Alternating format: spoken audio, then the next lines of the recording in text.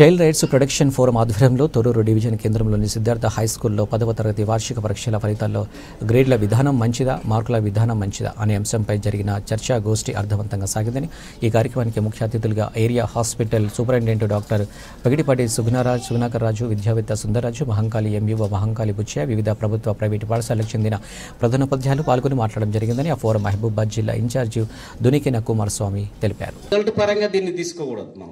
Only for result పరంగా తీసుకోవడానికి కూడా లేదు. అంటే మీరు చెప్పేది ఏంటంటే 100% రిజల్ట్ వచ్చినంత మాత్రాన ప్రొడక్టివిటీ ఉండదు కదా అనేది అది అందరికి తెలిసింది. నీ దాని గురించి అంటే రిజల్ట్ ఈజ్ నాట్ అంటే మేము కూడా సంగారి ఆధ్వర్యంలో గెస్ట్గా ఎంఈఓ బుచ్చన్న గారి ఆధ్వర్యంలో మేధావులందరూ కలిసి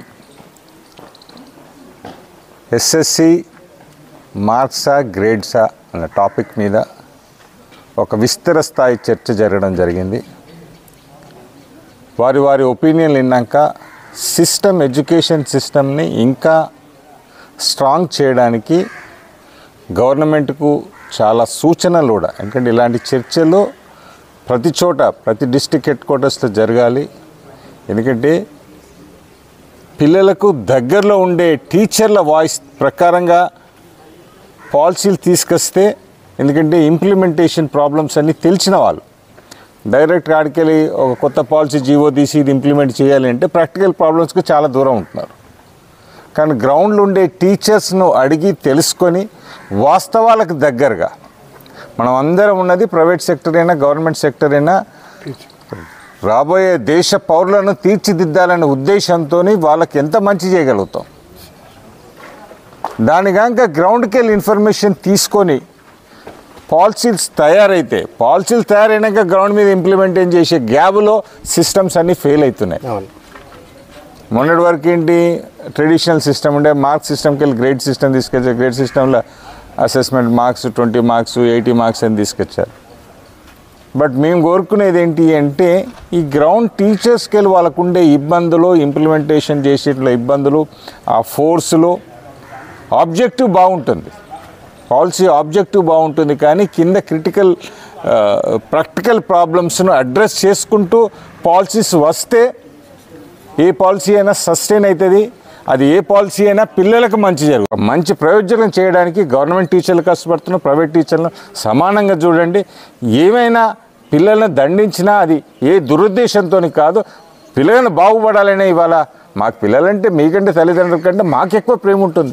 వాళ్ళు ప్రయోజకులు అయితే మేము సంతోషపడతాం. కానీ కొన్ని టైంలలో చెప్పవలసి వస్తుంది, మందలియవలసి వస్తుంది.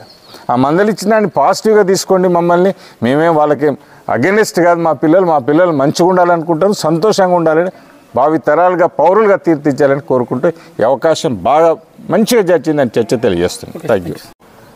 గ్రేడ్స్ తీసేసి మరి పాత పద్ధతిలోనే మార్కులను ప్రవేశపెట్టేటువంటి ఆలోచన, అలాగనే ఇంటర్నల్ మార్కుల వెయిటేజ్ని కూడాను తీసేసి 100 మార్కుల ప్రశ్నపత్రాన్ని తయారు చేసి పిల్లలకు ర్యాంకులు ఇవ్వాలనేటువంటి ఆలోచన చేసిన క్రమంలో ఇక్కడ child rights protection forum Mahabubabad జిల్లా శాఖ ఆధ్వర్యంలో కుమారస్వామి గారు ఇక్కడ సిద్ధార్థ పాఠశాల వేదికగా చేసుకొని ఇవాళ నిర్వహించడం జరిగింది. ఈ కార్యక్రమంలో ప్రభుత్వ పాఠశాలలో పనిచేస్తున్నటువంటి హెడ్ మాస్టర్స్, ఒకవైపు ఉపాధ్యాయులు, మరొక వైపు ప్రైవేట్ పాఠశాలలో పనిచేస్తున్నటువంటి మేనేజ్మెంట్స్, టీచర్స్, అలాగనే తల్లిదండ్రులు కూడాను పార్టిసిపేట్ అయ్యి వారి విలువైనటువంటి సూచనలను చేయటం జరిగింది. అంటే అసెస్మెంట్ సిస్టమ్ అనేటువంటిది ఒకవైపు పిల్లల్లో విద్యా నాణ్యతను పెంచడం కోసము ఒక సూచికగా మనం భావిస్తుంటాం.